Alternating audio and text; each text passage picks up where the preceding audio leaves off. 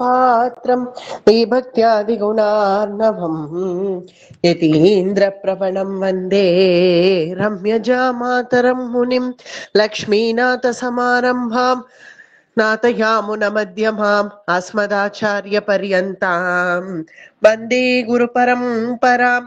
ஆச்சார்யன் திருவடிகளே சரணம். ஹரே ராமேதி கிருஷ்ணேதி நாம சங்கீர்த்தனம் சதா லோகக்ஷேமாய குர்வந்தம் பிரேமிகம் சத்குரும் பஜே. यत्प्रसादेन वचसां प्रसादादिगुणोदयः साविर्भवतु वाग्देवी मयि वाचा प्रसन्नया नारायणं नमस्कृत्य नरं चैव नरोत्तमम् देवीं सरस्वतीं व्यासं ततो जयमुदीरयेत्. व्यासाय विष्णुरूपाय व्यासरूपाय विष्णवे नमो वै ब्रह्मनिधये वासिष्ठाय नमो नमः. कृष्णाय वासुदेवाय देवकी नंदनाय च नन्दगोपकुमाराय गोविन्दाय नमो नमः. नमोऽस्तु ते व्यास विशाल बुद्धे पुल्लारविन्दाय तपत्रनेत्रे येन त्वया भारत तैलपूर्णः प्रज्वालितो ज्ञानमय प्रदीपः.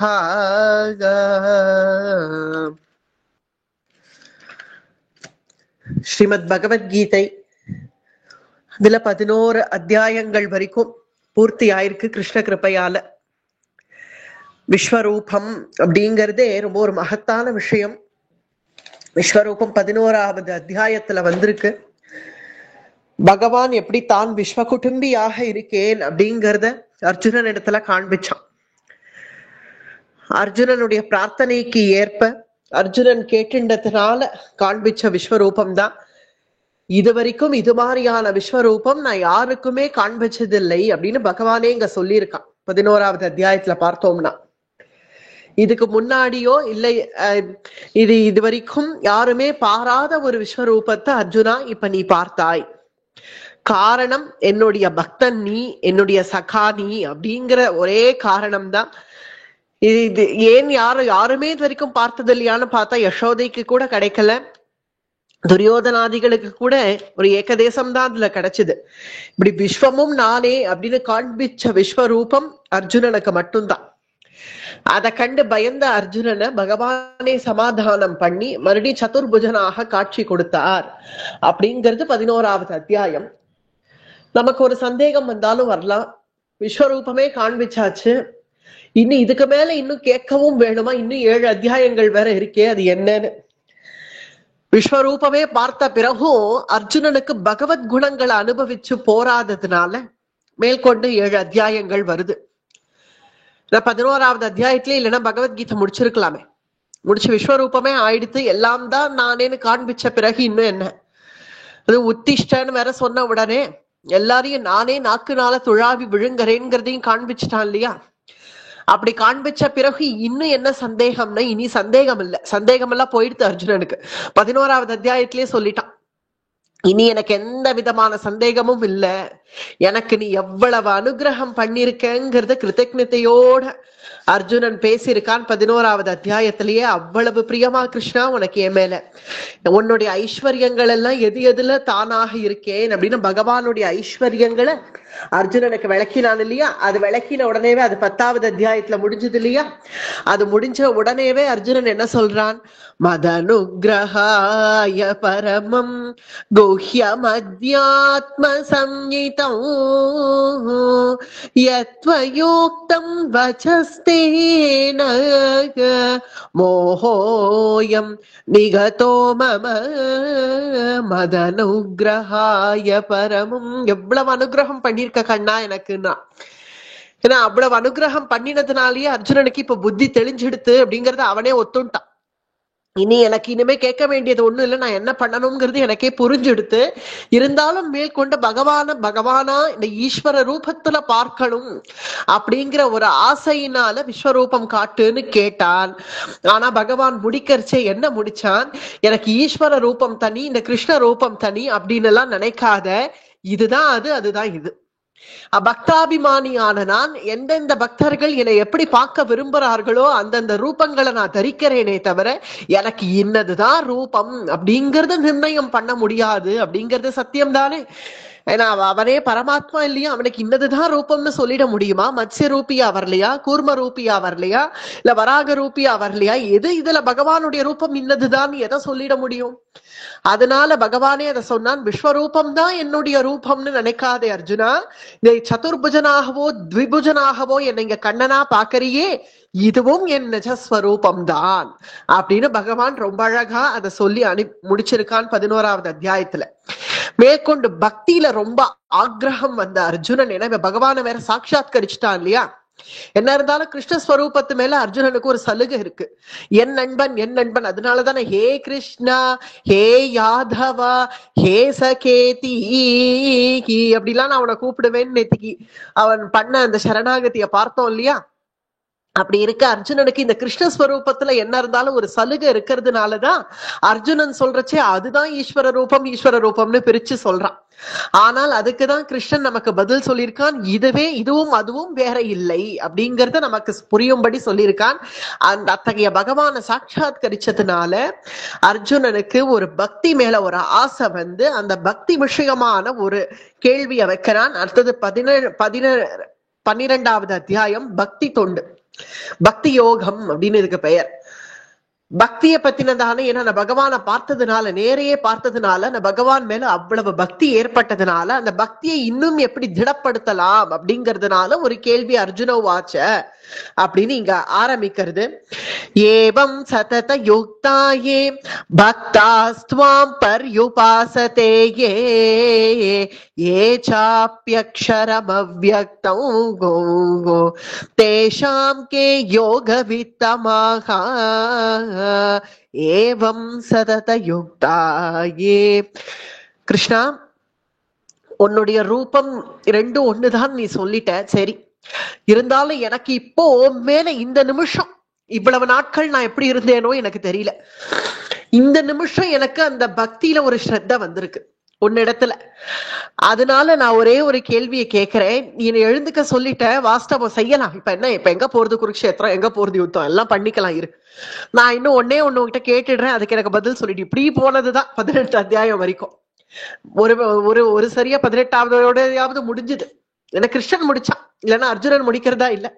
அதனால ஒரு சரியா கிருஷ்ணன் முடிச்சா. அதனாலதான் இப்ப அர்ஜுனன் கேள்வி மேல கேள்வி. ஏன்னா பகவத் அனுபவத்துல ஆக்ரகம் வந்துட்டதுனால, பகவத் அனுபவமா இருக்கிறதுனால அந்த பகவத் அனுபவத்தை இன்னும் எப்படி நமக்கு விஸ்தாரப்படுத்திக்கலாம்ங்கிற ஆசையில அர்ஜுனன் கேட்கிறான். எல்லாம் யுத்தம் தானே, பண்ணிக்கலாம், அதெல்லாம் பொறுமையா இருக்கட்டும், அது என்ன காத்துட்டு இருக்கட்டும், என்ன எங்க மூழ்கி போச்சு இப்போ இவ்வளவு நாட்கள், 13 வருஷமா நாங்க காத்துட்டு இருக்கலையான்னு, இன்னும் கொஞ்ச நாள் காத்துன்னு தான் இருக்கட்டும். அதனால என்ன, நான் அந்த பக்தியை பத்தினதான ஒரே ஒரு விஷயம் உன்னிடத்துல கேட்டுடுறேன், தெரிவிச்சுடுறேன்.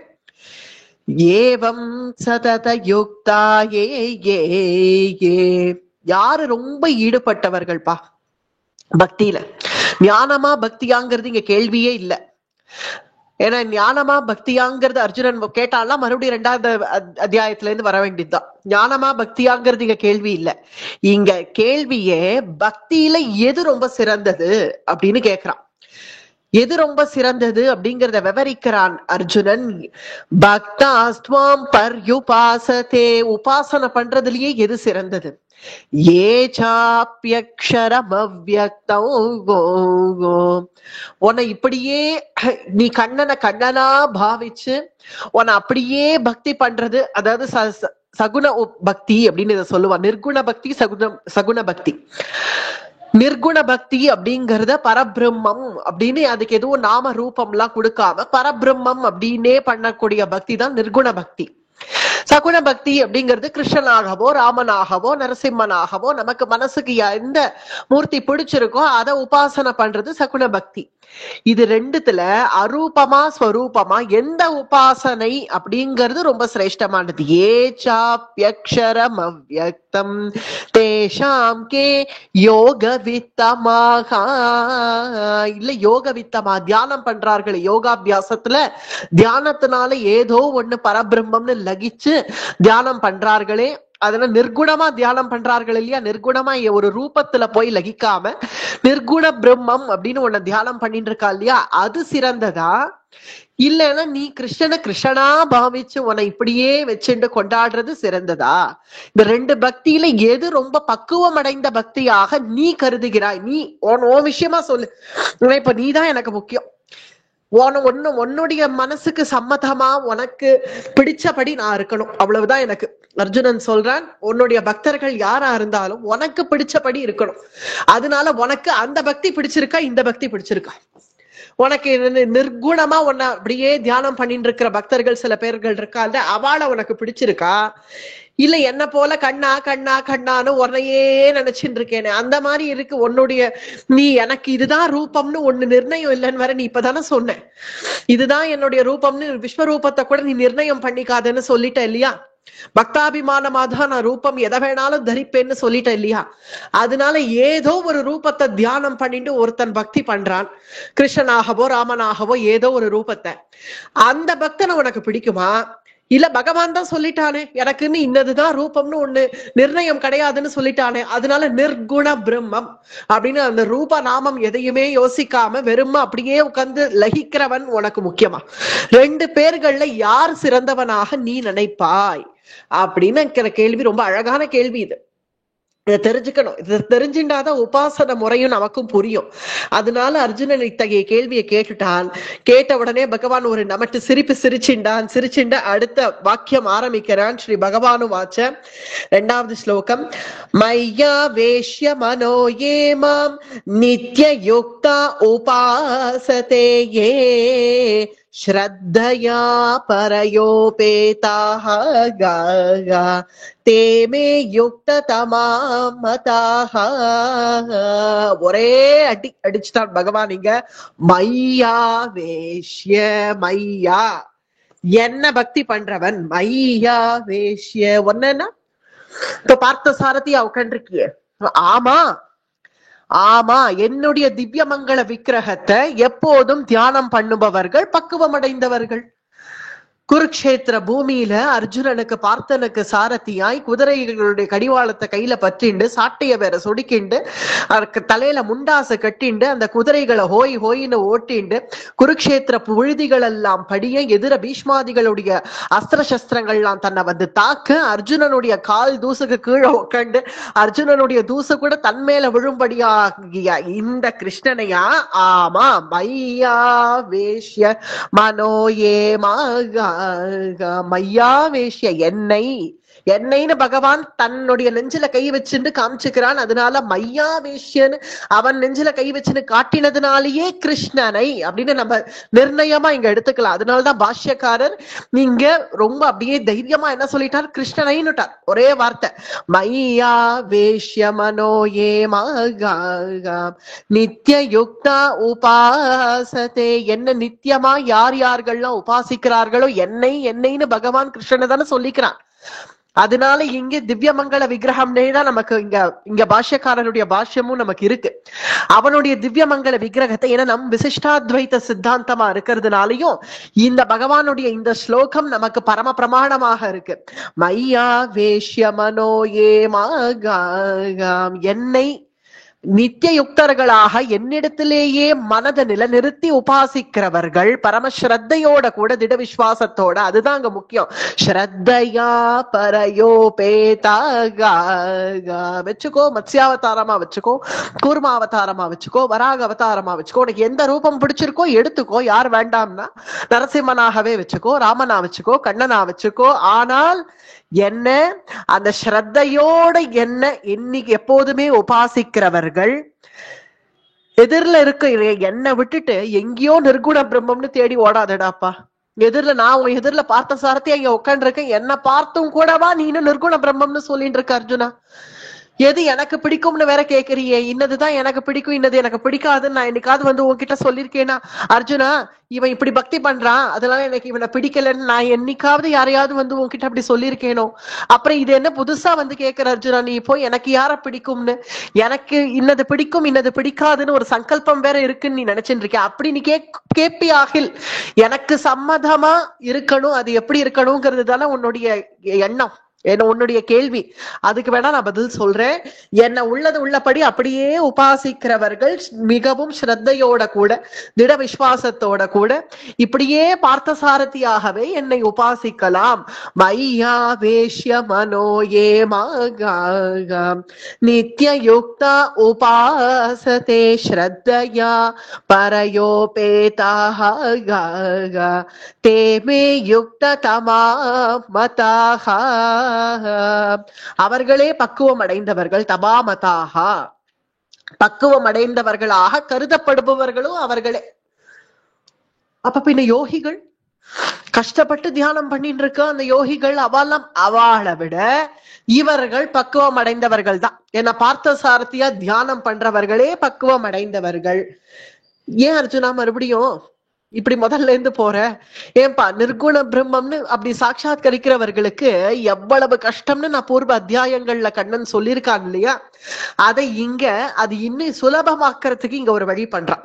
இந்த வழி பண்றான் என்ன? 3வது 4வது ஸ்லோகத்துல அப்படி என்ன நிர்குண பிரம்மமாக என்ன உபாசிக்கிறவர்கள் எப்படி என்ன உபாசிக்கிறான்னு கேக்குறான். இன்னைக்கு அர்ஜுனனுக்கு அதுதான் கேள்வியா வருது. சரி, நிர்குண பிரம்மமா உபாசிக்கிறவர்கள் அப்படி எப்படிதான் உன்னை உபாசிக்கிறாவா? எப்படி உபாசிக்கிறா? அவளு ஏதோ ஒரு உபாசனை பண்றாளா இல்லையா? இவன் பார்த்த சாரதியா உன்னை பார்த்துட்டு இருந்தா போறோம்னு நீ சொல்ற. நாங்கள்லாம் உபாசனை எங்களுது சரியாவே இருக்கேன். உன்னை பாக்குறோம், உன்னை தியானம் பண்றோம், உன்னை கை குபிக்கிறோம், உன்னை சேவிக்கிறோம், உனக்கு தீபாராதனை காட்டுறோம், உனக்கு நாங்க எல்லாம் புஷ்ப கைங்கரியங்கள் பண்றோம். இதெல்லாம் உனக்கு நேரடியா இதை பண்றது சுலபமா தான் இருக்கு. ஆனால் அந்த நிர்குண பிரம்மம்னு போய் உட்காந்துருக்கா இல்லையா, அவ உன்னை எப்படி உபாசிக்கிற? அவளையும் நீ பக்தனாதான் ஏத்துக்கிற. இன்னும் சொல்ல போனா அவர்கள் ஞானிகள்னு வேற சொல்ற.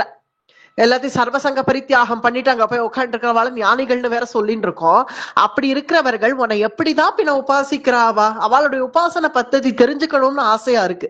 அதனாலதான் அர்ஜுனன் இந்த கேள்வியே கேட்டான். அவ எப்படி என்ன உபாசிக்கிறான்னு தெரியுமா? சொல்றேன், கேட்டுக்கோ.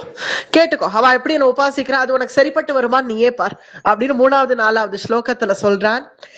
ये त्वक्षरमनिर्देश्यम् अव्यक्तं पर्युपासते ये सर्वत्र गमचिन्त्यं च कूटस्थं अचलं ध्रुवं. அந்த பிரம்மம் அப்படிங்கிறது புலப்படாதது. நிர்குண நிராகாரனா இருக்கக்கூடிய பிரம்மத்தை பத்தி நீ தியானம் பண்ணணும்னு நினைச்சேன்னா அது புலப்படாது. புலப்படாத ஒண்ணுத்துக்கு போய் புஷ்பம் சமர்ப்பிக்க முடியுமா? இல்ல திருவாராதனம் பண்ண முடியுமா? எப்படிதான் பின் அந்த உபாசனை பண்றார்கள் அப்படின்னு நீ கேட்டியே கேள்வி. அந்த கேள்விக்கு வர அர்ஜுனா, எங்கும் நிறைந்தவன, இதுதான் முக்கியம். அவர்கள் எப்படி உபாசிக்கிறார்கள்ங்கிறத பகவான் சொல்றான். நிர்குண பிரம்மத்தை உபாசிக்கிறவர்கள் எங்கும் நிறைந்தவன எங்க ஆவாகனம் பண்றது? எங்கேயும் நிறைஞ்சவன் தானே பகவான்கிறவன். அவனை எங்க கொண்டு வந்து இதோ இங்க இருக்கான் அப்படின்னு எங்க கொண்டு வந்து ஆவாகனம் பண்ணுவ? எங்கும் நிறைந்தவனை எங்கே ஆவாகனம் செய்வாய்? மனதிற்கு எட்டாதவனை எப்படி தியானம் செய்வாய்? எல்லாவற்றிற்கும் ஆதாரமாக இருக்கக்கூடிய அவனை எப்படி நீ அவனுக்கு ஆசனம் போடுவ? பரம பவித்திரமாக இருக்கக்கூடிய அவனுக்கு எப்படி நீ ஆகுதி கொடுப்ப? எதிலும் நனையாதவனுக்கு எப்படி நீ அபிஷேகம் பண்ணுவ? பசி இல்லாதவனுக்கு எப்படி நீ நைவேத்தியம் பண்ணுவ? பரஞ்சோதியான அவனுக்கு நம்ம எங்கே இந்த தீபாராதனம் காட்டுறது? அவனே பரஞ்சோதியாச்சே. எங்கும் நிறைந்தவனுக்கு, எல்லாமாக இருக்கும் அவனுக்கு, எந்த பிரகாசத்தினால் இந்த லோகமே நடக்கிறதோ அவனுக்கு, நீ நாற்புறங்கள்லயும் உள்ள அவனை நீ எந்த திசையை நோக்கி நீ நமஸ்கரிப்பாய்? எல்லா திசையிலையும் தான் அவன் இருக்கானே, இந்த திசையில தான் இருக்கான்னு தெரிஞ்சு நீ எப்படி நீ நமஸ்கரிப்பாய்? வாக்குக்கு எட்டாதவனை நீ எப்படி சுத்தி பண்ணுவாய்? இதெல்லாம் அவ அனுசந்தானம் பண்ணிட்டு இருக்கா. அதுதான் அவளுடைய உபாசன முறை. இதெல்லாம் தான் அவ அனுசந்தானம் பண்ணிட்டு இருக்கா. ஒரு உதாரணம், அப்படி யாராவது இப்ப இருக்காளோ அப்படின்னா, இப்ப நடக்கிற ஒரு லைவ் எக்ஸாம்பிள் பார்க்கலாம். இப்ப கும்பமேளா நடக்கிறது இல்லையா? அங்க நிறைய சாதுக்கள் வந்து அங்க நித்தியம் தீர்த்தம் ஆடிட்டு போறாளே, இப்ப நடக்கிறதே அந்த சாதுக்கள். அவர்கள் எல்லாம் இததான் உபாசனை பண்ணிட்டு இருக்கா. என்ன உபாசனைன்னா எங்கும் நிறைஞ்சவன் அவன் பரபிரம்மம். அவனை எங்க கொண்டு வந்து ஆவாகனம் பண்றது? மனசுக்கு எட்டாதவனை எப்படி தியானம் பண்றது? எல்லாவற்றிற்கும் ஆதாரமாக இருக்கக்கூடியவனுக்கு எப்படி ஆசனம் போடுறது? பரம பவித்திரமானவனுக்கு எப்படி ஆக்குத்தி கொடுக்கிறது? எதிலும் நனையாதவனுக்கு எப்படி திருமஞ்சனம் பண்றது? பசி இல்லாதவனுக்கு எப்படி நைவேத்தியம் பண்றது? பரஞ்சோதிக்கு எப்படி தீபாராதனம் காட்டுறது? எங்கும் நிறைந்த வாக்கு கெட்டாத அந்த பகவானை எப்படி ஸ்துதி பண்றது? இதெல்லாம் அனுசந்தானம் பண்ணிட்டு ஆனா அது பரபிரம்மம் அப்படின்னு உட்காந்துருக்காள் இல்லையா? இது ரசிக்குமா? இது ஒரு பக்தனுக்கு ரசிக்குமா? இது ஒரு பக்தன் என்ன ஒரு பிடி அவலை கொண்டு வந்தாலும் அதை வாங்கி வாயில போட்டுண்டாதானே ஒரு பக்தனுக்கு ரசிக்கும். அதனால இததான்ப்பா அவ உபாசனை பண்ணின்னு உட்காந்துருக்கா அப்படின்னு பகவான் சொல்றான். அந்த உபாசனை ஒண்ணு சாமானியம் இல்ல. இப்ப இந்த கும்பமேளால இருக்கிற அந்த சாதுக்கள் எல்லாம் பார்த்தாலே நமக்கு தெரியும், சாமானியம் இல்ல அவர்களுடைய உபாசனைங்கிறது. சன்னியம் ஏந்திரிய கிராமம் சர்வத்ர சமபுத்தயஹா தே பிராப்னுவந்தி மாமேவ சர்வபூத ஹிதே ரதாஹ.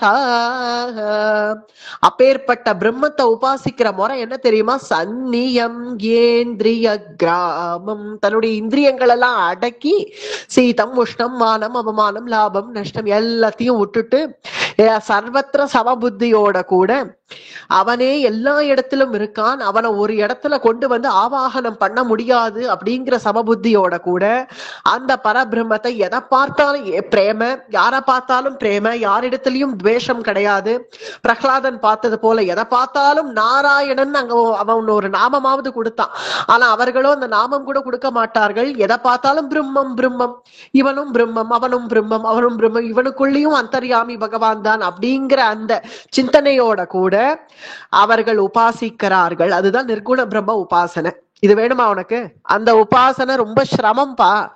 அதுக்காக அந்த உபாசனை தான். பகவானுக்கு எல்லாமே சமம் தானே. அந்த உபாசனை தான். அவர்களும் என்னுடைய பக்தர்கள் தான். ஆனால் உனக்கு நான் உன்னை பத்தி பேசுறேன் அப்படின்னு அர்ஜுனனை பத்தி பேசுறதுனால நம்ம எல்லாருக்கும் இது போதும். பகவான் சொல்றான் அந்த உபாசனை பத்ததிங்கிறது ரொம்ப சிரமம். எல்லாருக்கும் வந்துடாது. இத்தனை கோடி பேர்கள் பாரத தேசத்துல இருக்கோம்னா அதுல எல்லாரும் அப்படி புறப்பட்டு போயிட முடியாது. ஏதோ ஒரு சில பேர்கள் தானே அங்க போக முடியும்.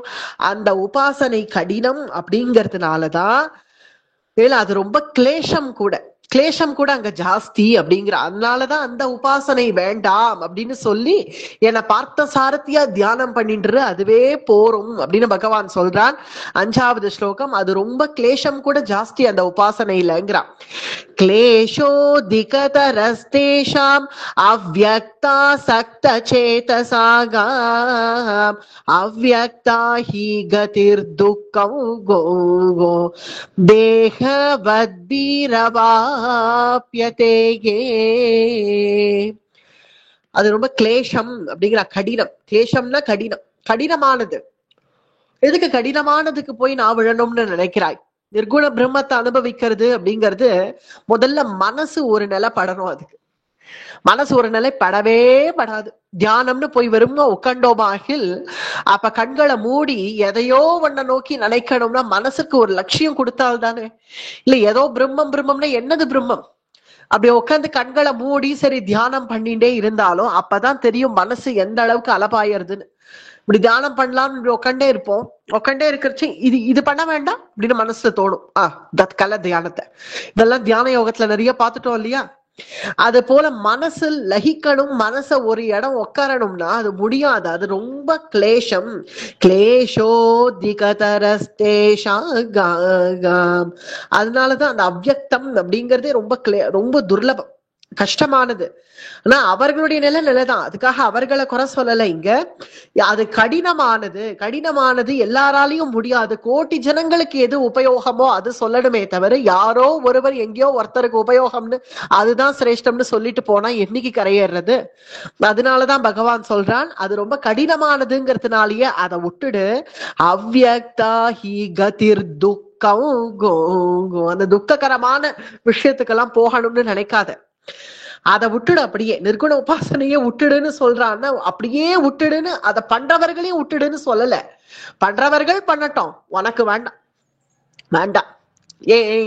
நான் இங்க இருக்கேனே, என்னை பார்த்துட்டு இருந்தாலே உனக்கு சந்தோஷமா இல்ல, நீ இப்படியே இரு, உனக்கு வேண்டாம் அப்படின்னு இங்க உனக்குன்னு இங்க அர்ஜுனனை சொல்றதாக நம்ம கிரகஸ்தர்கள் எல்லாரையுமே சொல்றதாக தான் இங்க அர்த்தம். ஏன்னா கிரகஸ்தர்களுக்கு அது கஷ்டம். அப்படின்னா எல்லாரும் கிரகஸ்தாசிரமத்தை விட்டுட்டு போயிடணும்னா அப்புறம் தேசமே நடக்காது. அதனால பண்றவர்கள் அதை பண்ணிக்கட்டும், அந்த கிளேசத்துக்குள்ளலாம் நம்ம போக வேண்டாம். அவ்யக்தாஹி கதிர் துக்கம் கோ கோ தேகவத்பீரவாப்யதேயே. அந்த வழியில முன்னேற்றம் காண்பது அப்படிங்கிறது அந்த உடல் சாமானிய உடல்களை சரீரம் உடையவர்களுக்கு அது கொஞ்சம் கஷ்டம். அவர்கள் சரீரத்தை பத்தி யோசிக்க கூட மாட்டார்கள், சரீரத்துக்கு என்ன நடந்தாலும் யோசிக்க மாட்டார்கள். ஏன்னா பல பக்த சரித்திரங்கள்ல எல்லாம் இந்த மாதிரி காண கிடைக்கிறது. நிர்குண பிரம்மம்னு பிரம்மமேனு தியானம் பண்ணிட்டு இருக்கு சுக்கரை போல. பிரம்மமேனு தியானம் பண்ணிட்டு போறவர் தன்னுடைய அப்பா பின்னாடி வியாச பகவான் வந்து புத்ரா புத்ரான்னு கூப்பிடுறது கூட அவருக்கு தெரியல. அப்படியே சிந்தனை பண்ணிட்டே போறார். சரீரத்தை பத்தி யோசிக்க கூட மாட்டார்கள் அப்படின்னு இருக்கக்கூடிய அவர்களுக்கு, சாமானிய சரீரத்தை வச்சுட்டு சரீர யாத்திரை பண்றவர்களுக்கு அந்த பாதை ரொம்ப துர்லபம். அதனாலதான் என்னையே தியானம் பண்றதே போரும், மையாவேஷன் அதுக்கு தான் சொன்னான், என்ன தியானம் பண்றதே போரும். அடுத்தது 6வது ஸ்லோகம். ஏது சர்வாணி கர்மாணி மயி சந்யஸ்ய மத்பராகாகா அனன்யேனைவ யோகேன மாம் த்யாயந்த உபாசதேயே. இந்த மனசாகி இந்த கொடி படறதுக்கு ஒரு ஆலம்பனம் வேணும் இல்லையா? ஒரு ஆலம்பனம் இருந்தால்தானே இந்த கொடி படர முடியும். அத்தகைய ஆலம்பனம் ஒரு கல்பக விருட்சமா இருந்தா தானே சௌரியமா இருக்கும். ஒரு முள்ளு செடியா முள்ளு மரமா இருந்தா சௌரியமா இருக்குமா? அந்த கல்பக விருட்சம் வேற யாரு? நம்ம கிருஷ்ணன் தானே. அந்த கிருஷ்ணன் தான் கல்பக விருட்சம். அவனை நம்ம ஆலம்பித்து அவனையே நம்ம தியானம் பண்றதுதான் நம்மளுடைய வேலை. அதனால பக்தி தொண்டு அப்படிங்கிறது தியானம் ரொம்ப முக்கியம். தியானம்ங்கிறது 6வது அத்தியாயத்துல சொன்னது போல யம நியமம் ஆசனம் பிராணாயாமம் அது இல்லை. இங்க தியானம்ங்கிறது ஸ்மரணம், கிருஷ்ண ஸ்மரணம். கிருஷ்ண ஸ்மரணம் அது முக்கியம். அப்படிங்கிறதுனாலதான் எதை எடுத்தாலும் எந்த உபாசனை எடுத்தாலும் தியானம்ங்கிறது முக்கியம். விஷ்ணு சஹஸ்ரநாமம் கூட நம்ம ஆரம்பிக்கிறச்சே தியானம் அப்படின்னு தானே ஆரம்பிக்கிறோம். தியானம்னு ஆரம்பிக்கிறதுல எல்லாரும் உடனே பத்மாசனம் போட்டு உட்காந்துடுறோமா? தியானம்னு. தியானம் அப்படின்னா மனசு அங்க லகிக்கிறதுன்னு அர்த்தம். மனசு அப்படியே போய் அந்த அவனுடைய நாமங்கள்ல லகிச்சு அதை அப்படியே நம் தியானத்துக்கு கொண்டு வந்து கிருஷ்ண ஸ்மரணத்துக்கு கொண்டு வரணும். அப்படிங்கிறதுனாலதான் தியானம். ஏன்னா தியானத்துக்கு இங்க அர்த்தம் புரிஞ்சுக்கணும். 6வது அத்தியாயத்துல சொன்னது போல அந்த வாஸ்தவத்தா அந்த தியானத்தை சொல்லல. இங்க தியானம்ங்கிறது அவனை ஸ்மரிக்கிறத பத்தி சொல்றான். அந்த மனசை அடக்கிற முறை அது யம நியமம் ஆசனம் பிராணாயம் அதெல்லாம் 6வது அத்தியாயத்தோட முடிஞ்சு போச்சு. இங்க தியானம் அப்படின்னு சொல்றதே அவனுடைய ஸ்மரணம். ஒரு கதாசிரவணம் பண்ணாலும் சரி, இல்ல நாம சங்கீர்த்தனம் பண்ணினாலும் சரி, பஜனை பண்ணினாலும் சரி, சகஸ்ரநாமம் சொன்னாலும் சரி, இல்ல கீத பாராயணம் பண்ணாலும் சரி, தியானம் அப்படிங்கிறது ரொம்ப முக்கியம். அந்த தியானம் யார் யாருக்கெல்லாம் இருக்கோ அவர்களுக்கு கிருஷ்ணனே லட்சியம் அப்படின்னு தானே அவர்கள் நினைப்பார்கள்.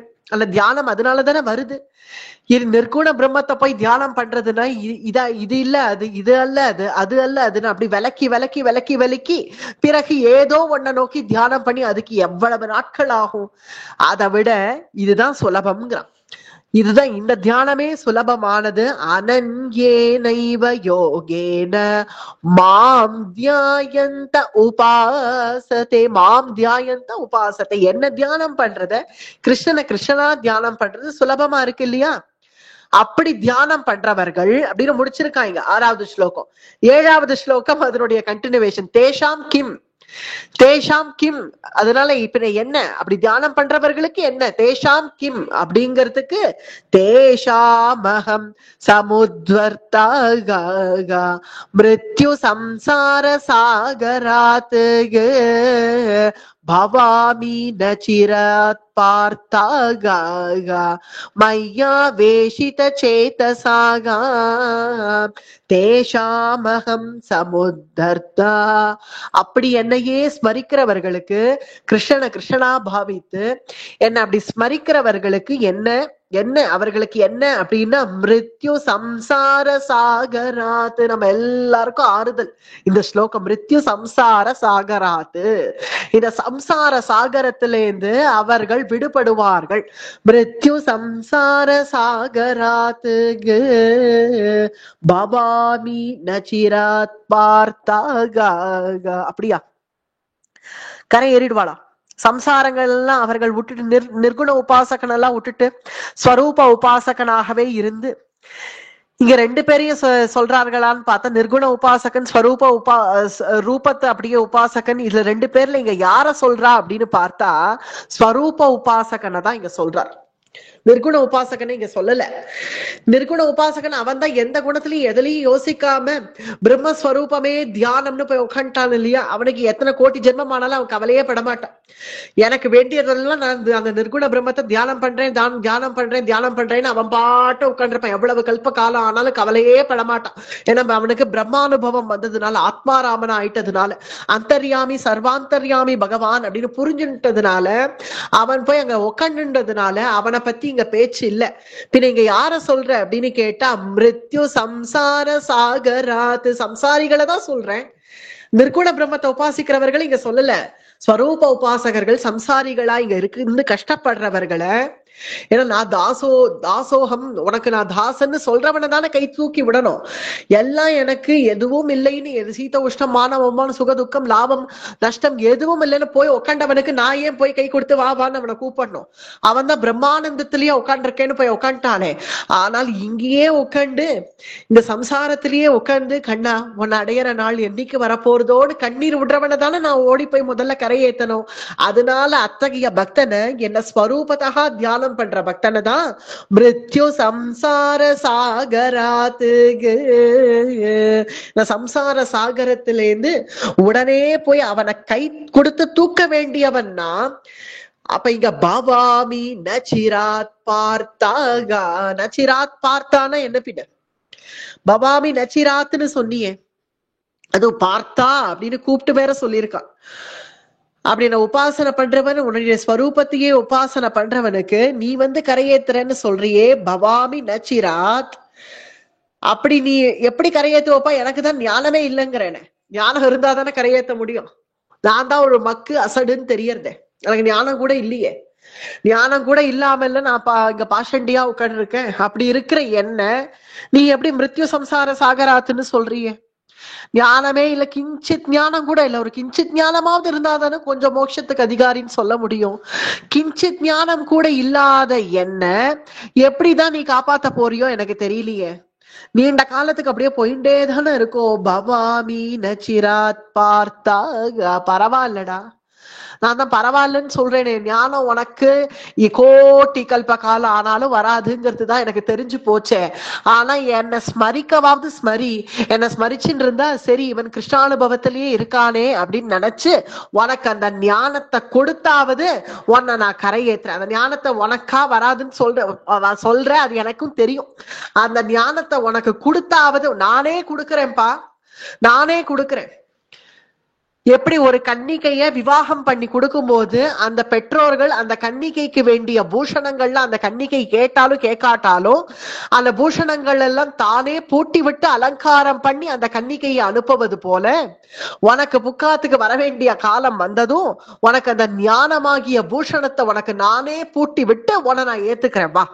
அது பவாமி நச்சிராத் பார்த்தாக மையா வேஷித சேதசாக, நானே உனக்கு ஞானமாகிய பூஷணத்தையும் பூட்டி விட்டு உனக்கு வேண்டிய எல்லா பக்குவத்தையும் நானே கொடுத்து இந்த சம்சார சாகரத்திலேருந்து அத்தகையவனை என் கிருஷ்ணா கிருஷ்ணான அனவரதமும் என்னையே சிந்தனை பண்ண ஒருத்தனை நாம ரூபமாக, என்னுடைய ரூபமாக பார்த்தசாரதி ரூபத்தை எவன் ஒருத்தன் அனவரதமும் சிந்தனை பண்ணானோ அவனை கரையேற்ற வேண்டியது என் கடமை.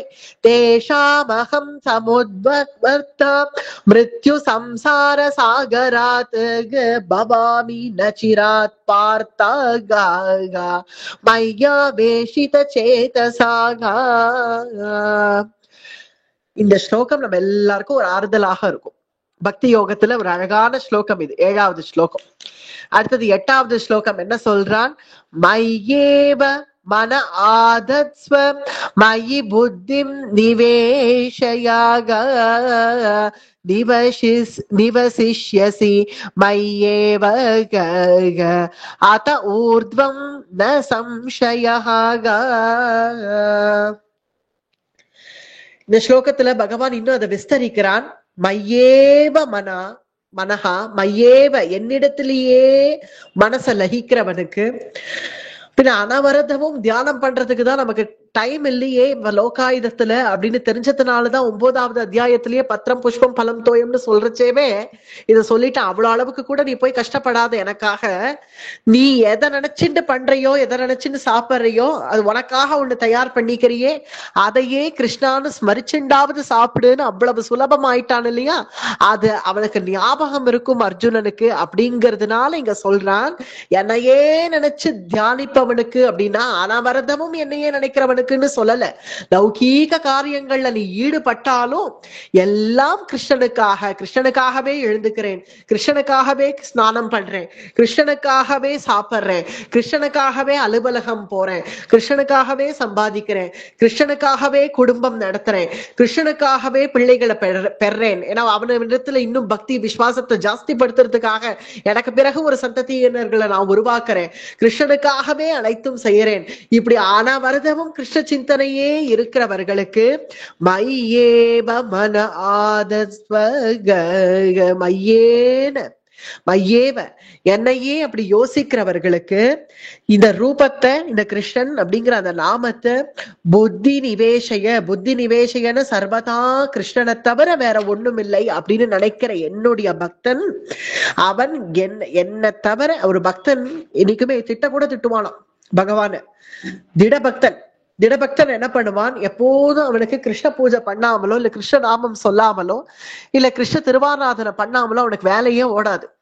அப்படி இருக்கக்கூடிய பக்தனுக்கு ஒரு நல்ல காய்ச்சல் வந்து நல்ல ஜுரம் வடவடன்னு உடம்பெல்லாம் நடுங்கிறது, போய் படுத்துட்டான்னா கிருஷ்ணனை கூட திட்டுவான். என்ன கிருஷ்ணா இது இப்படி எனக்கு காய்ச்சல் வர வச்சுட்டியே, உனக்கு ஒரு பூஜை கூட பண்ண முடியலையே, இன்னைக்கு என்னால திருவாராதனம் கூட பண்ண முடியலையே அப்படின்னு கூட திட்டுவானாம். ஏன்னா அவனுக்கு லோக சங்கங்கள் விட்டு போயிடுது.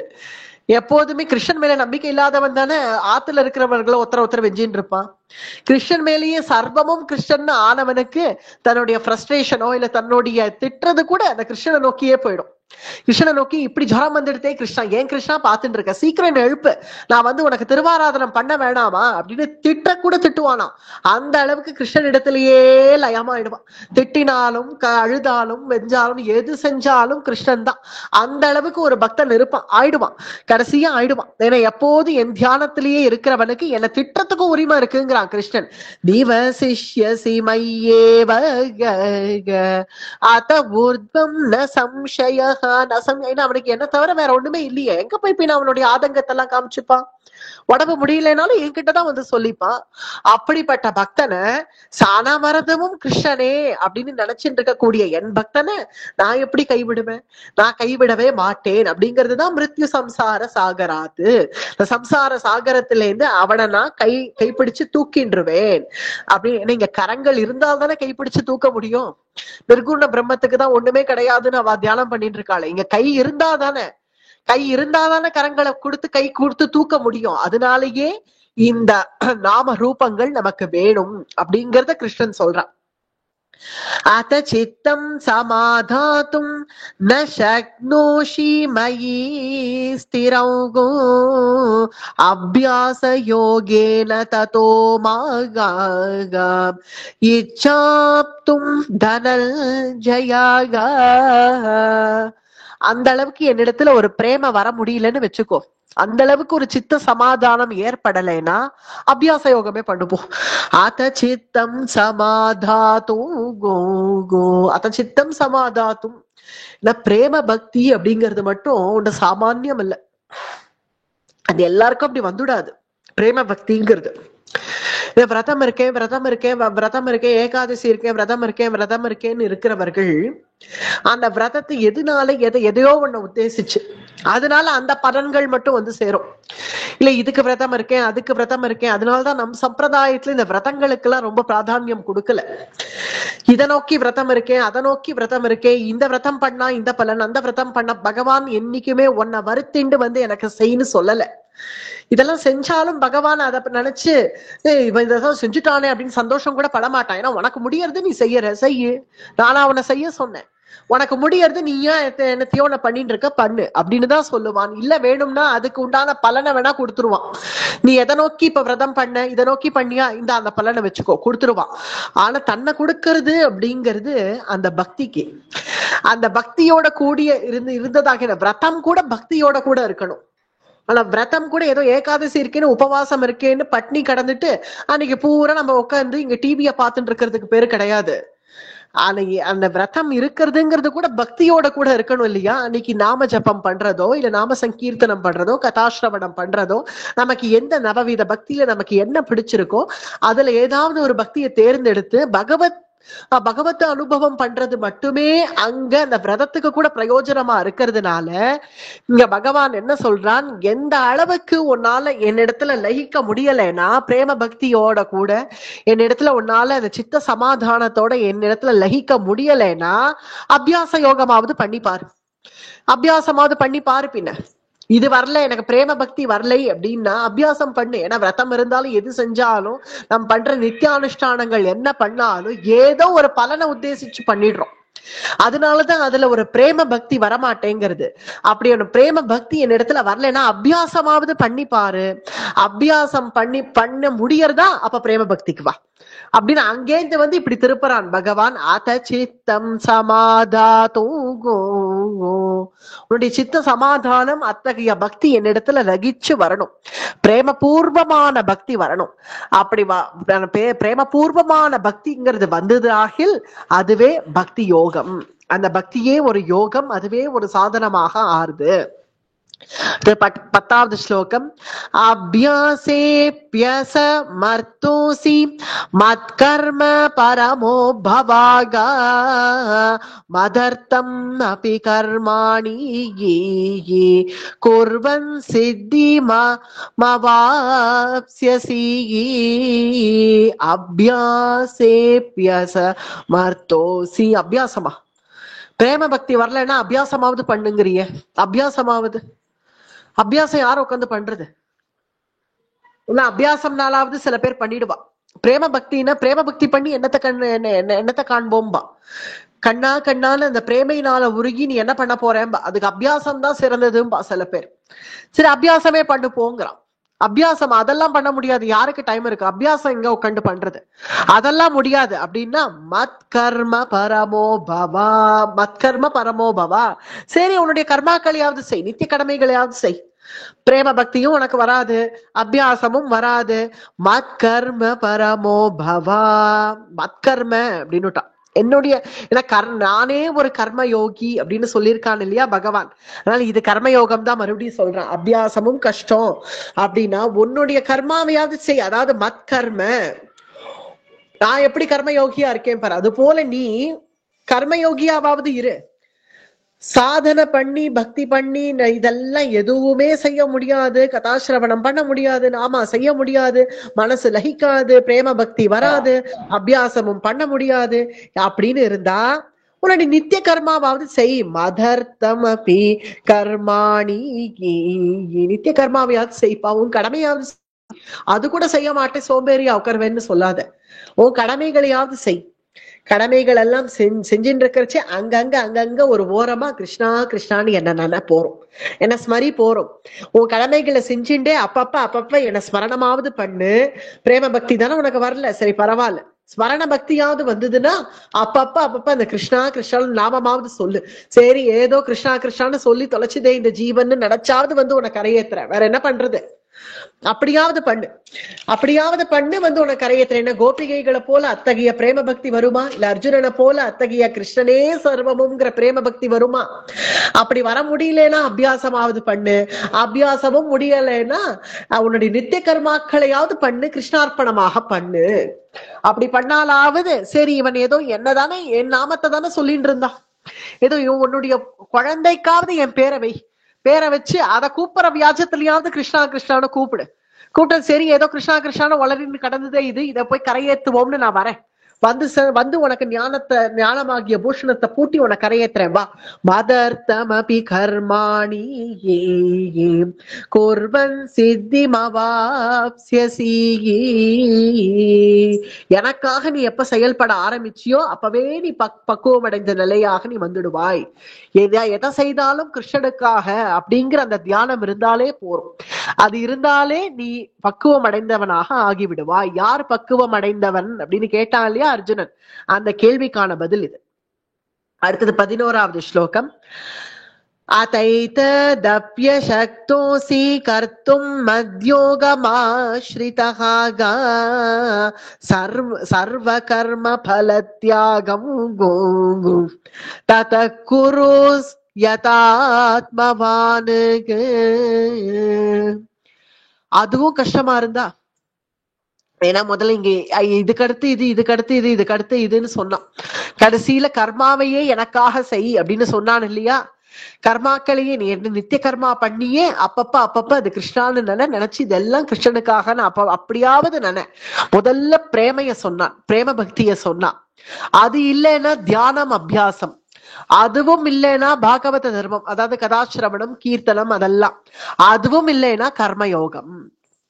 என்ன நினைச்சு எல்லாம் அர்ப்பணம் பண்றியே அதுவே கர்மயோகம் அப்படிங்கறத கடைசியா சொல்லியிருக்காங்க. ஏன்னா பிரேம பக்தி அப்படிங்கிறது முதன்மையானது அப்படின்னு இதுல இருந்து தெரியறது இல்லையா. பிரேம பக்திங்கிறது கோட்டியில ஒருத்தருக்கு தான் அதுவே வரும், எல்லாருக்கும் எல்லாம் வந்துடாது பிரேம பக்தி. ஏன்னா பீஷ்மர் கூட, பீஷ்மாச்சாரியால் கூட பிரம்மச்சரியம் அப்படிங்கிற ஒரு தபஸ்ல இருந்து ஆனா கிருஷ்ணனையே சாட்சாத்கரிச்சதுனால கிருஷ்ண தியானத்திலேயே லயம் பட்ட அத்தகைய பீஷ்மரே கோபவத்வகான்னு முடிக்கிறார். அவர் அந்திம காலத்துல அவருடைய ஜீவன் பிரிய போறது, கிருஷ்ணன் அடைய போறார், கிருஷ்ண திருவடி அடைய போறார். அடையிற சமயத்துல எனக்கு உன்னுடைய சரணத்தை கொடுத்துடுன்னு கேட்கிறார் பீஷ்மர். எனக்கு பிராரப்தம் எல்லாம் இன்னும் என்னென்ன இருக்கோ எல்லாம் கொடுத்துட்டு ஆனா கொடுக்கறது எனக்கு உன்னுடைய சரணத்தை கொடு. ஆனால் நான் கோபவத்வகா, ஒரு கோபிகைய போல நான் உன்னிடத்துல நான் பக்தி பண்ணணுமே அப்படிங்கிறார் பீஷ்மர். அத்தகைய பிரம்மச்சரிய விரதத்துல இருந்த பீஷ்மர் அவர் சொல்றார், நான் கோபிகைய போல என்னால உனக்கு பக்தி பண்ண முடியலையே கண்ணா, கோபிகைகளுடைய பக்தியே தனியாச்சே, அதுதான் பிரேம பக்தி, அது யாருக்கும் வந்துடாது அது அப்படி. அதனால அந்த பிரேம பக்தி அப்படிங்கிறது எல்லாவற்றிலும் ஒண்ணு சிரேஷ்டமானது, பெருசுதான். அத்தகைய பிரேம பக்தி எனக்கு வராது அப்படின்னு நினைக்கிறவர்கள், ஏன்னா அந்த பிரேம பக்தி அது என்ன பெரிய விஷயமா வந்துடுமே அப்படின்னு நம்ம நினைச்சா கூட இல்ல, அது அப்படி அல்ல, வராது. அது ரொம்ப துர்லபம் அந்த மாதிரி பிரேம பக்தி வருது. ஏன்னா எது எப்படி வேணாலும் பகவானா நினைச்சு தியானம் பண்றவர்கள் இருக்காங்களே தவிர கோபிகைகளை போலவோ இல்ல அர்ஜுனனை போலவோ அத்தகைய பிரேம பக்தி பகவானை நோக்கி வரதுங்கிறது ரொம்ப துர்லபம்ங்கிறதுனாலதான் பிரேமைய முதல்ல வச்சுட்டு அடுத்தது அது வரலன்னா அடுத்தது தியான அபியாசமாவது பண்ணு, அதுதான் ரொம்ப உயர்ந்த பக்தி, நீ நினைச்சா அதையாவது பண்ணு. அதெல்லாம் எங்க நமக்கு சாத்தியம்னு நினைச்சா சரி அதுக்கு கீழே ஒரு ஏதோ கதாசிரவணம் பண்ணு, ஆடி பாடி குதிச்சு ஏதோ ஒன்ன பண்ணு. அதுவும் பண்ண முடியல, எனக்கு டைம் இல்லைன்னா யோகியாவது ஆக. இங்க நல்ல மனசு லகிச்சு பிரேமையினால சிரவணம் பண்ணி கீர்த்தனை பண்றவர்கள் இங்க சொல்லல. 3வது நிலையில அது பிரேம பக்தி தானே அப்படிங்கிற சந்தேகம் வரும். கதாசிரவணம் பண்றவர்களோ இல்ல கீர்த்தனம் பண்றவர்களோ ஆடி பாடி குதிக்கிறவர்களோ பிரேம பக்தியில சேர மாட்டார்களா அப்படிங்கிற ஒரு கேள்வி வரும். அது பிரேம பக்தியில சேர்றவர்கள் வேற, அவர்கள் மனசு அப்படியே கண்ணனோடையே போய் லயம் ஆயிடும், அது வேற. ஆனா இங்க சாமான்யமா ஒரு பாட்டு கச்சேரிக்கு போறவர்கள் அங்க பிரேம பக்தி எல்லாம் போறவர்கள் இல்ல. அந்த பாட்டு நன்னா இருக்கு, இல்ல அந்த ராகம் நன்னா இருக்கு, இந்த தாளம் நன்னா இருக்கு, இல்ல பாடுறவா நன்னா பாடுறா அப்படிங்கிற ஒரு ரீதியில தானே போய் உட்கார்றா. சரி, அது அவர்கள் என்ன பாடுறா, அந்த பாடுறதுக்கு என்ன அர்த்தம்னு கூட நமக்கு சிலதெல்லாம் தெரியாது, சில கீர்த்தனங்கள் பார்த்தோம்னா. இருந்தாலும் பாடுறவா நன்னா பாடுறா, அந்த ராகம் ரொம்ப நன்னா இருக்கு, அவ கொண்டு வர பத்ததி நன்னா இருக்கு, அதனால அதை கேட்போம் அப்படின்னு கச்சேரிக்கு போறா இல்லையா. அதுல ராமா கிருஷ்ணான்னு ஒரு நாமம் வருதா அந்த பாட்டுல, அந்த நாமத்தை இவன் கேட்டானா அதனாலயாவது உன்னை கரையேத்துறேன்னு பகவான் வரான்.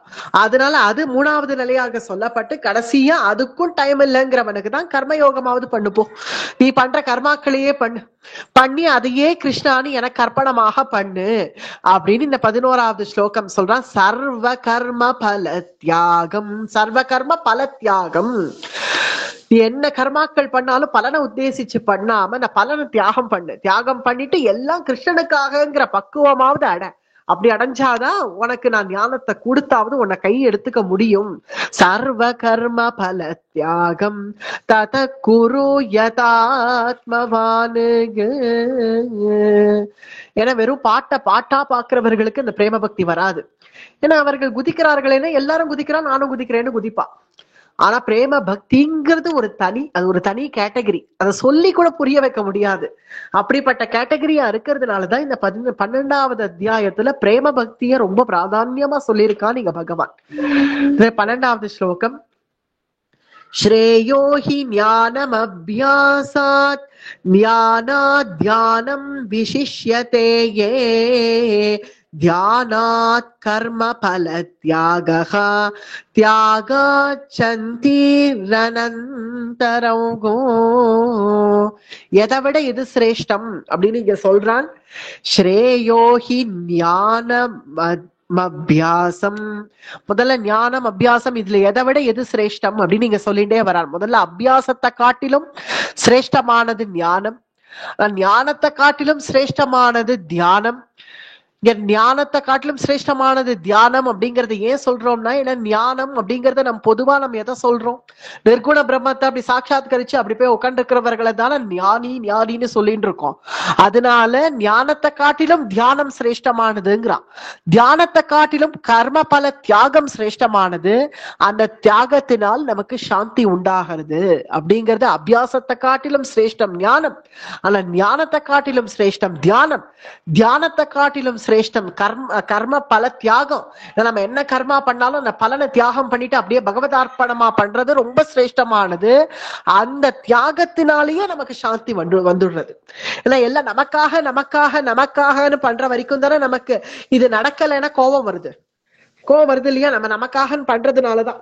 ஆனா பலனை உத்தேசிக்காம எல்லாம் கிருஷ்ணனுக்குன்னு விட்டுட்டு நம்ம பண்ற வேலைய பண்றவர்களுக்கு ஒரு மனசுல அலாதியான சாந்தி இருக்கும் இல்லையா? அதைத்தான் இங்க பகவான் சொல்றான். அப்படி கர்ம பல தியாகத்தை பண்றவர்கள் அடையிற சாந்திய வேற யாராலையும் அடைய முடியாது. தியானாத் கர்ம பல தியாகா தியாகாச்ச சாந்தி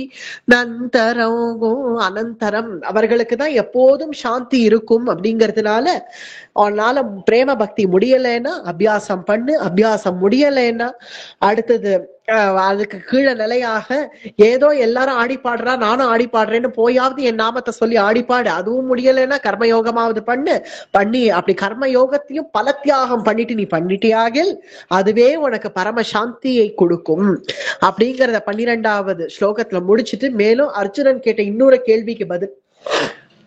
அர்ஜுனன் கேட்ட ஒரு கேள்விக்கு இப்ப பதில் வந்துடுது. யாரு பக்குவம் அடைந்தவர்கள்னு கேட்டான். என்னுடைய ஸ்வரூப தியானம் பண்றவர்களே பக்குவம் அடைந்தவர்கள்னு சொல்லிட்டான், நிர்குண பிரம்ம அனுபவத்தை விட. அடுத்தது எது உனக்கு பிடிக்கும் அப்படிங்கறத கேட்டான் இல்லையா? அதுக்கு பகவான் இனி 13வது ஸ்லோகத்திலேருந்து பதில் சொல்ல ஆரம்பிக்கிறான். என் பக்தன் எப்படி இருந்தா எனக்கு பிடிக்கும் அப்படின்னு அர்ஜுனா நீ கேட்டியே, எப்படி இருந்தா எனக்கு சம்மதமாக இருப்பான் அப்படின்னு கேட்ட இல்லையா? அந்த கேள்விக்கான பதில் 13லேருந்து 20 வரைக்கும் அந்த கேள்விக்கான பதில் தான். 13வது ஸ்லோகம். அத்வேஷ்டா சர்வபூதானாம் மைத்ரஹா கருண ஏவ ச நிர்மமோ நிரஹங்காரஹ சமதுக்க சுகக்ஷமீ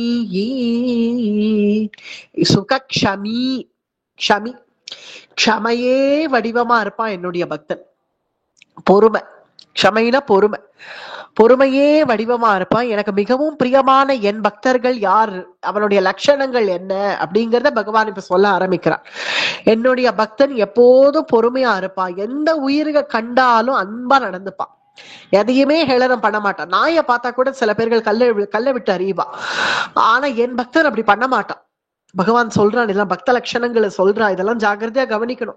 எப்படி இருந்தா பகவானுக்கு பிடிக்குங்கிறத கவனிக்கணும். ஒரு நாயை பார்த்தா கூட வெறும நமக்கு ஒரு பொழுதுபோக்கு, ஒரு ஏளனம் சிரிப்பு, அதை கல்லா எடுத்து ஒரு அடி அடிக்கணும். அது உருள்னு ஓடணும். அதை பார்த்து நம்ம கெக்க புக்கன்னு சிரிக்கணும். அதுல என்ன ஒரு சந்தோஷமோ தெரியல. அதை இங்க பகவான் சொல்றான், எதை பார்த்தாலும் அன்பா நடந்துப்பான். இதை ஒரு நாயை பார்த்தாலும் கழுதையை பார்த்தாலும் அத கூட ஒரு பிரேம பாவத்தோட கூட பார்ப்பான். ஏன்னா அதுக்கும் அந்தர்யாமி நான் தானே அப்படிங்கிற சிந்தனை அவனுக்கு இருக்கும். அதனாலேயே யார் மேலேயும் பொறாம கொள்ள மாட்டான். இவனுக்கு இது வந்துருத்து பத்தியா, எனக்கு இது வரல பத்தியா அப்படின்னு பொறாம எல்லாம் கொள்ள மாட்டான். தனக்கு உரிமை இல்லாத பொருள்களை நான் அடையணும்னு நினைக்க மாட்டான். அகங்காரத்திலேருந்து விடுபட்டவன்.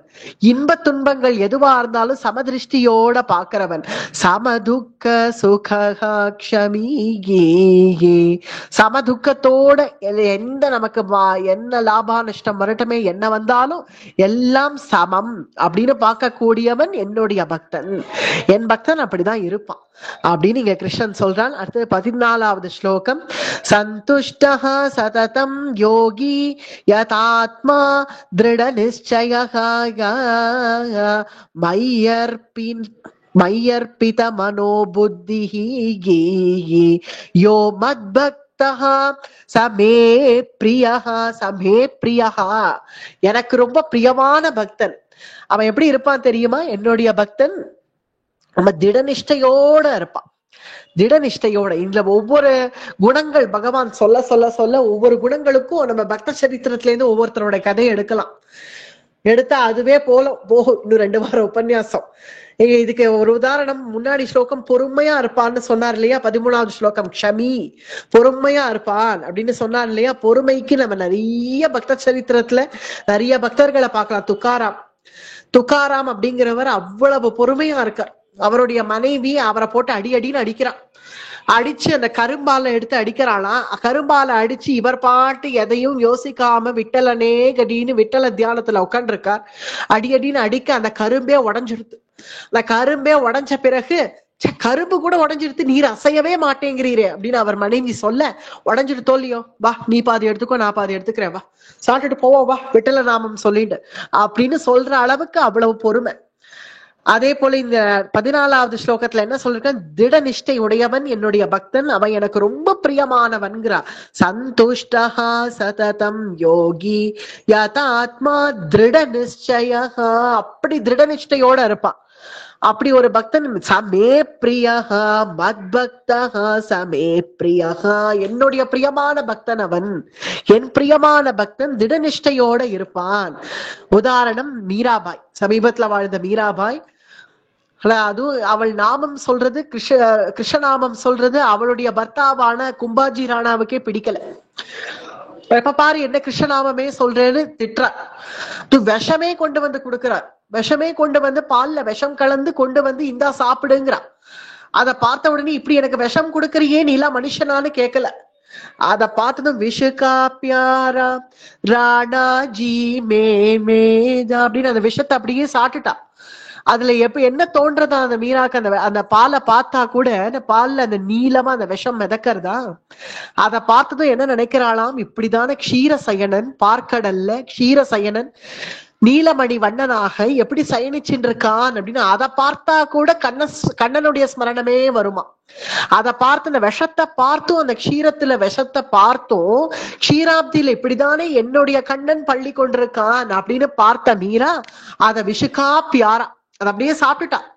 விஷத்தை அப்படியே சாப்பிட்ட பிறகும் கூட அவளுக்கு அது ஒன்னும் பண்ணலை. அப்படிங்கிறது பகவான் அவளை வந்து காப்பாத்துறான் அப்படிங்கிற அத்தகைய என் திட நிஷ்டையோட இருக்கிற என் பக்தனை நான் ஏன் விடுவேன்? என்ன ஆபத்து வரட்டுமே, இந்த இயற்கையே அவனுக்கு அத்தகைய பக்தனை ஒண்ணும் பண்ண முடியாது. பிரகலாதனுக்கும் அப்படித்தானே ஆச்சு. மலையில இருந்து உருட்டுறான், நோட்டு நெருப்புல போட்டு வாட்டுறான், வதவதன்னு வதைக்கிறான். ஆனா என்ன ஆனாலும் இந்த பிரகிருத்தியே அவனுக்கு அனுகூலமா இருக்கு, அந்த பக்தனுக்கு அனுகூலமா இருக்கு. அதுக்கெல்லாம் காரணம் அவன், அந்த பக்தன் எனக்கு பிரியமானவன். பக்தஹா சமே பிரியஹா, எனக்கு பிரியமானவன் அவன்கிறதுனாலேயே இந்த வெளி மனுஷாலால ஏற்படக்கூடிய துக்கங்கள் எதுவும் அவனை தாக்காம என்னுடைய பிரகிருத்தியே அவனுக்கு எல்லாம் அனுகூலமாக போய் முடிஞ்சிடும். இது 14வது ஸ்லோகம். அடுத்தது 15வது ஸ்லோகம். யஸ்மான்னோ த்விஜதே லோகோ லோகான்னோ த்விஜதே சயஹாகா அர்ஷாம் அர்ஷ பயோத்வேகைஹி முக்தோ யஹ சச்ச மே பிரியஹா மே பிரியஹா. எல்லா ஸ்லோகமும் மே பிரியஹான்னு வரும். எனக்கு பிரியமான பக்தன் எப்படி இருப்பான் அப்படின்னு சொல்றான் இல்லையா? இந்த 15வது ஸ்லோகத்துல என்ன சொல்றான்? என்னுடைய பக்தனுக்கு பயமே இருக்காது. இன்பம் துன்பம் எது வந்தாலும் எதுக்கும் பயப்பட மாட்டான். எது நடந்தாலும் நடக்கட்டமே பார்க்கலாம் அப்படின்னு தைரியமா இருப்பான். எனக்கு என்னுடைய கிருஷ்ணன் இருக்கான், எனக்கு என்ன நடக்க போகுது பார்த்துக்கலாம். அப்படி ஏதாவது நடந்தா கூட என் கிருஷ்ணன் பாத்துக்க போறான், நானா பாத்துக்க போறேன், என்ன பார்த்துட்டு இருக்கிறவன் என் கிருஷ்ணன் அப்படின்னு அவ்வளவு தைரியமா இருப்பான். இந்த லோகத்துல நடக்கிற இந்த சாமானிய விஷயங்களுக்கெல்லாம் பயப்படவே மாட்டான். யஸ்மான் நோ த்விஜதே லோகோ லோகானோ த்விஜதே ஜயஹா. இந்த லோகம் அவனுக்கு அனுகூலம் ஆயிடுமே தவிர அவன் இந்த லோகத்தை பார்த்து பயப்பட மாட்டான். உதாரணம், பத்ராச்சல ராமதாசர் ராஜா கைது பண்ணிட்டார். கைது பண்ணி கொண்டு போய் அவரை அவ்வளவு சித்திரவாதம் பண்றாரு, அடிக்கிறார், உதைக்கிறார். எப்பவும் ராமா ராமா ராமான்னு கத்தின்னு உட்காந்துருக்காரு அவர். அவ்வளவுதான். ஆனா ராமர் தான் அங்கிருந்து இறங்கி வந்து காப்பாத்தணுமே நம்மளுடைய பக்தன் இறங்கி வந்துட்டார். அப்படி இருக்கு என் பக்தன் ஐயோ என்ன அடிக்க போறாளே, உதைக்க போறாளே, கைது பண்ண போறாளேன்னு கூட பயப்பட மாட்டான். எனக்கு என்னுடைய ராமன் இருக்கான் பாத்துக்கிறான், நான் எதுக்கு பயப்படுவேன். ஹர்ஷா மர்ஷ பயோத்வேகைஹி, பயமே இல்லாம எல்லாம் என்னுடைய கண்ணன் பாத்துக்கிறான் அப்படின்னு அவ்வளவு தைரியமாக எல்லாத்தையும் என்னிடத்துல விட்டுட்டு உட்காந்துருக்கேன். கண்ணனே அவனுக்கு எல்லா ஆதாரம் அப்படின்னு ஆன பிறகு அவன் இந்த லோகத்துல நடக்கக்கூடிய சாமானிய விஷயங்களை நினைச்சு அவன் ஏன் பயப்படுவான்? அத்தகைய பக்தன் சச்ச மே பிரியா, எனக்கு பிரியமானவன் அவன், எனக்கு பிரியமானவன். அவனுக்கு ஒரு ஆபத்து வருதுன்னா வரத்துக்கு முன்னாடி ஓடி வந்து காப்பாத்துபவன் நான். அதனால அவன் எனக்கு பிரியமானவன். என லோக விஷயங்களுக்கு பயப்படாம எல்லாத்துக்கும் நான் இருக்கேன், சர்வஸ்வாமியா நான் இருக்கேன், நான் பாத்துக்கிறேன்னு அவ்வளவு திட விசுவாசத்தோட எல்லாத்தையும் விட்டுட்டு தைரியமா இருக்கக்கூடிய என் பக்தனை காப்பாற்ற வேண்டிய பொறுப்பு என்னுடையது. ஏன்னா அவன் எனக்கு பிரியமானவன். ஹர்ஷா மர்ஷா பயோத்வேகைஹி முக்தோ யஹ சச மே பிரியஹாகா. அடுத்து 16வது ஸ்லோகம். அனபேக்ஷः சுசிர்தக்ஷ உதாசீனோ கதவ்யதः சர்வாரம்ப பரித்யாகி யோ மத்பக்தः சமே பிரியஹ. மற்றொரு பக்தனுடைய லட்சணம் சொல்லி அவன் எனக்கு பிரியமானவன் சொல்றார். எதிலையும் ஒரு வியதம் இல்லாதவன், கவலை இல்லாதவன், பயம் இல்லாதவனை முன்னாடி சொன்னார். இப்ப எதுலயும் கவலைப்படாதவன். எதுக்காவது ஐயோ நாளைக்கு என் குடும்பம் நடக்கணுமே, நாளைக்கு இதை முடிச்சு ஆகணுமே, நாளைக்கு சாமான் வாங்கி ஆகணுமே, நாளைக்கு இதை பண்ணி ஆகணுமே அப்படிங்கிற கவலை எல்லாம் இல்லாம அனபேக்ஷா சுசிர்தக்ஷா, எந்த கவலையும் படமாட்டான். பாத்துக்கலாம், எல்லாம் என்னுடைய பிரபு பாத்துக்கிறார், நான் கவலைப்பட்டு என்ன ஆப்போறது, ஆகிறது தானே ஆப்போறது, எல்லாம் என் பிரபு பாத்துக்கிறார் அப்படின்னு நம்ம தியாகராஜர் அப்படிதான் ராஜா கூப்பிட்டு கனகாபிஷேகமே பண்றேங்கிறா. கனகாபிஷேகமே பண்றேன், என்னுடைய சமகாலத்துல இத்தகைய ஒரு கீர்த்தனை பாடுறவர் இருக்காரே, நான் கூப்பிட்டு கனகாபிஷேகமே பண்றேன் அப்படின்ன உடனே ஆமா ஆமா என்னுடைய குடும்பமும் இருக்கு, அதுலயும் எனக்கு ஒரு கன்னிக்கை வேற இருக்கா, எனக்கு தியாகராஜருக்கு ஒரு கன்னிக்கை வேற, சீதாலட்சுமின்னு ஒரு கன்னிக்கை வேற, என் கன்னிக்கை வேற இருக்கா, ராஜா மட்டும் எனக்கு கனகாபிஷேகம் பண்ணா நான் என்னுடைய கன்னிக்கையை நல்ல இடத்துல விவாகம் பண்ணி கொடுக்கலாம், என்னுடைய குடும்பத்தை நல்லா விருத்தி பண்ணலாம் அப்படிங்கிற கவலை அவருக்கு இருந்தா தானே உடனே அவர் கிளம்பி போகணும். அவர் என்ன சொல்றார்? நிதிச்சால சுகமா, ராமுனி சந்நிதி சேவை சுகமா, ராமனுடைய சந்நிதி சேவை எனக்கு சுகமா, இல்ல அவன் கொடுக்கிற அந்த நிதி எனக்கு சுகமா? ராமனுடைய சந்நிதி சேவை தானே சுகம் அப்படின்னு எந்த அபேட்சையும் இல்லாம எந்த கவலையும் இல்லாம என் பிரபுவே கதி, அவன் பார்த்து என் குடும்பத்தை அவன் நடத்திட்டு போறான், நான் என்ன போய் இந்த ராஜா கொடுக்கிற கனகாபிஷேகத்துக்காக அங்க போய் காத்துட்டு இருந்து என் ராம கைங்கரியத்தை கூட விட்டுட்டு அவருக்காக அங்க போய் காத்துட்டு இருந்து செய்வானே அப்படின்னு எந்த கவலையும் இல்லாம என்ன நடந்தாலும் என் பிரபு என்னை பாத்துக்கிறான் அப்படின்னு விட்டுட்டு இருக்கிறவன் எனக்கு ரொம்ப பிரியமான பக்தன். அனபேக்ஷா சுசிர்தக்ஷா உதாசீனோ கதவ்யதः சர்வரம்ப பரித்யாகி யோ மத்பக்தः சமே பிரியஹ. எந்த கவலையும் இல்லாதவன் எனக்கு ரொம்ப பிரியமானவன். அடுத்தது 17வது ஸ்லோகத்துல சொல்றான். யோ யோ ந ஹ்ருஷ்யதி ந த்வேஷ்டி ந சோசதி ந காங்க்ஷதி சுபாசுப பரித்யாகி பக்திமான்யஹ சமே பிரியஹ. எதுக்கும் துன்பப்படாதவன், எதுக்கும் சோகம் அடையாதவன், எது நடந்தாலும் அதுக்கு சோகப்பட மாட்டான். இப்படி ஒரு கஷ்டம் வந்துடுத்தேன்னு அழுது சோகம் அடைஞ்சு, அப்படி எதுக்கும் சோகம் அடையாதவன் சோச்சதி ந காங்ஷதி.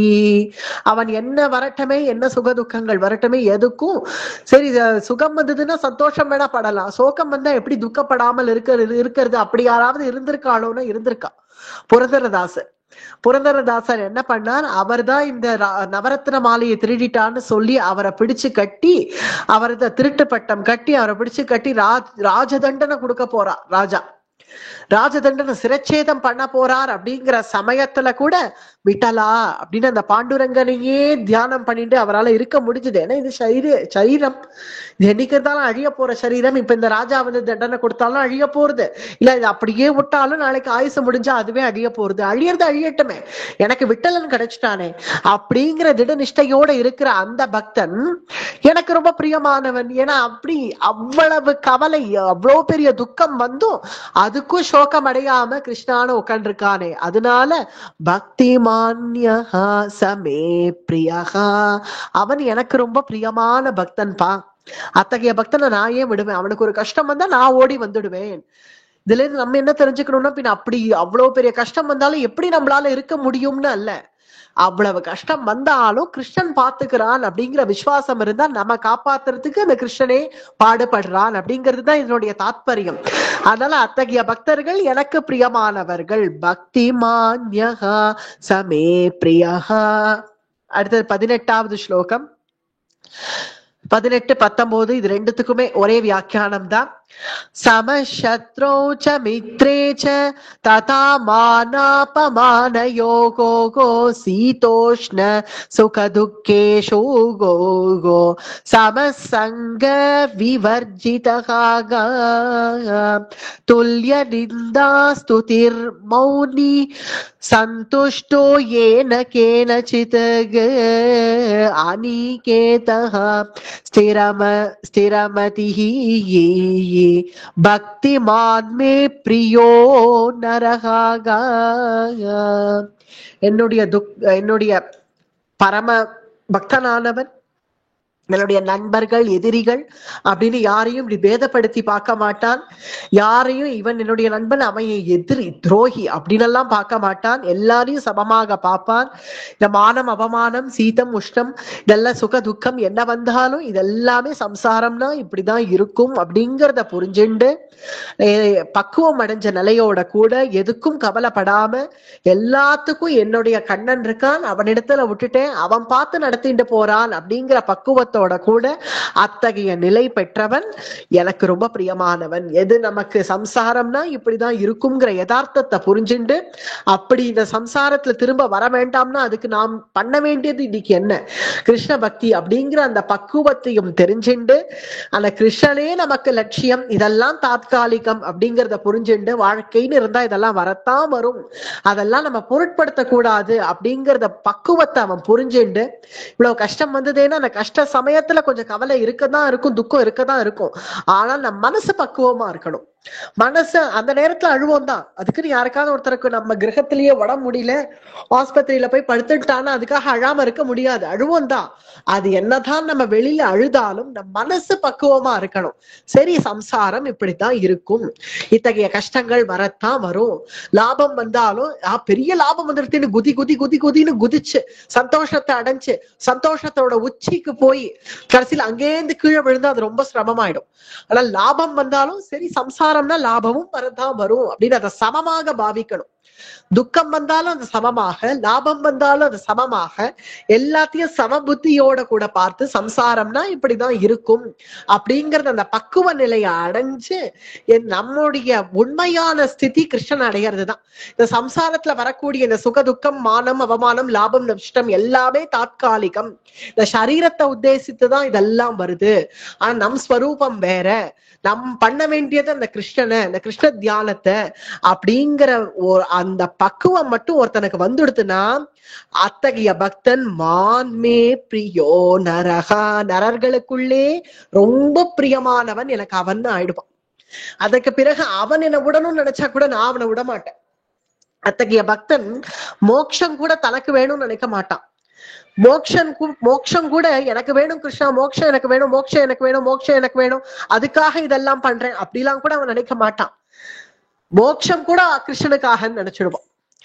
இத்தகைய பக்தனை வச்சுக்கணும்னு ஆசை இருந்தா கிருஷ்ணன் வச்சுக்கட்டும், இல்ல வச்சுக்க வேண்டாம் நீ இன்னும் இங்கேயே கடன்னு சொன்னாலும் அதுவும் கிருஷ்ணனுக்கு இஷ்டம் அப்படின்னு இருப்பான்ப்பா அந்த பக்தன். மோட்சம் கூட எனக்கு வேணும் வேணும்னு அவன் நினைக்க மாட்டான். திருநாடு கூட நீ குடு கிருஷ்ணான்னு என்கிட்ட கேட்க மாட்டான். கொடுக்கணும்னு ஆசை இருந்தா கிருஷ்ணன் கொடுக்கட்டும், இல்ல வேண்டாம் இங்கே இருன்னா சரி வைக்கட்டும், அவன் எப்படி வச்சிருக்கானோ அவன் இஷ்டம் அப்படின்னு இருக்கக்கூடிய அத்தகைய பக்தன் மான்மே பிரியோ நரகா, நரர்களுக்குள்ளே அவ்வளவு பிரியமானவன் எனக்கு அத்தகைய பக்தன். இது பக்தி யோகத்துல என்ன சொல்றார் பகவான்? அனவரதமும் கிருஷ்ண சிந்தனை. கிருஷ்ண சிந்தனை நம்ம எதை செஞ்சாலும் கிருஷ்ணனுக்காக. கிருஷ்ண ஸ்வரூப தியானம் ரொம்ப முக்கியம். அந்த ஸ்வரூப தியானம் எதை செஞ்சாலும் அந்த தியானத்துல லகிக்கணும். தியானம் அப்படின்னு விஷ்ணு சஹஸ்ரநாமம் கூட நம்ம ஆரம்பிக்கிறச்சே அந்த நாமத்தினுடைய ருச்சி கண்டுட்டோம்னா ஏதோ நம்ம கடமைக்கு சொல்லணும், இன்னைக்கு நான் சகஸ்ரநாமம் பாராயணம் பண்ணணும்னு என் கடமையா வச்சுட்டு இருக்கேன் அப்படின்னு சொல்லிட்டு போறவர்களுடைய நிலை மூணாவது நிலை, அது போயிடுது. ஆனா அந்த நாமத்துல விஸ்வம், அந்த ஒரு விஸ்வம் விஷ்ணுகு அப்படின்லாம் வருது இல்லையா, அந்த நாமம் விஸ்வம் அப்படிங்கிற அந்த ஒரு நாமத்துல எவ்வளவு ருச்சி இருக்கு. அந்த விஸ்வ ரூபத்தை தானே இங்க அர்ஜுனன் பார்த்தான். உடனே நம் மனசெல்லாம் அங்க போகணும். பெரும விஸ்வம் விஷ்ணு ஷட்காரகன் அப்படின்னு சொல்லிட்டு போறது வேற. விஸ்வம் அப்படின்னு உடனே ஆஹா விஸ்வம், அந்த ஒரு நாமத்தை அனுபவிக்கிறதுக்கே இந்த ஜென்மா போராதே அப்படின்னு நினைச்சு நம்ம மனசு அப்படியே லகிக்கிறதுக்கு பேருதான் தியானம், வேற ஒண்ணுமே இல்ல. தியானம்ங்கிறது இங்க அபியாசத்தை சொல்லல. அந்த விஸ்வம்ங்கிற அந்த ஒரு நாமம் எவ்வளவு அழகா இருக்கு. ஆனா பூதம் பூத பாவகா அப்படின்னு ஒரு நாமம் வந்து அது எவ்வளவு அழகா இருக்கு. ரதாங்க பாணிகின்னு ஒரு நாமம் இருக்கு. அந்த ரதாங்க பாணிங்கிற விஷ்ணு சஹஸ்ரநாமத்துல அந்த ஒரு நாமம் அது அவ்வளவு அழகா பீஷ்மர் அனுபவிச்சார். அந்த ரதாங்க பாணிங்கிற நாமம் எதுக்காக வந்ததுங்கிறது மகாபாரதத்திலேயே நமக்கு வரும். அத்தகைய ஒவ்வொரு நாமமும் எவ்வளவு அழகா இருக்குன்னு நமக்கு அனுபவிச்சு மாளாது இந்த ஒரு ஜென்மாவே. அதுக்கு பேருதான் தியானம். அந்த நாமத்திலேயே போய் லகிச்சு கிருஷ்ணஸ்வரூபத்திலேயே லகிச்சு பிரேம பக்தி வருதுங்கிறது ஒரு உன்னத நிலை.